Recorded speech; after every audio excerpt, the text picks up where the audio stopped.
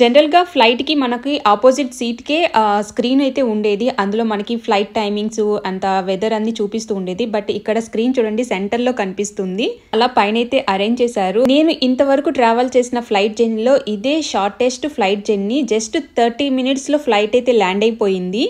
Flight land అవ్వగానే ఆటోమేటిక్‌గా ఆ డిస్‌ప్లే స్క్రీన్స్ కూడా క్లోజ్ అయిపోయాయి. ఓవరాల్‌గా ఏజియన్ ఎయిర్‌లైన్స్‌లో జర్నీ అయితే స్మూత్‌గా జరిగింది. ఎక్కడ ట్రబుల్ అయితే అవ్వలేదు.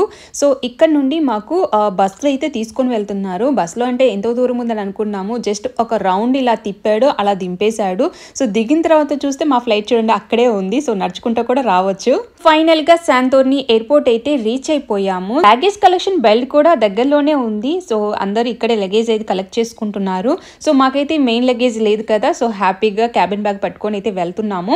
సో, బయటికి వెళ్ళేటప్పుడు యాక్చువల్‌గా మేము డ్రైవర్‌కి అయితే ఇన్ఫార్మ్ చేశాము. సో, ఆ డ్రైవర్ అందరూ బయట మనకి నేమ్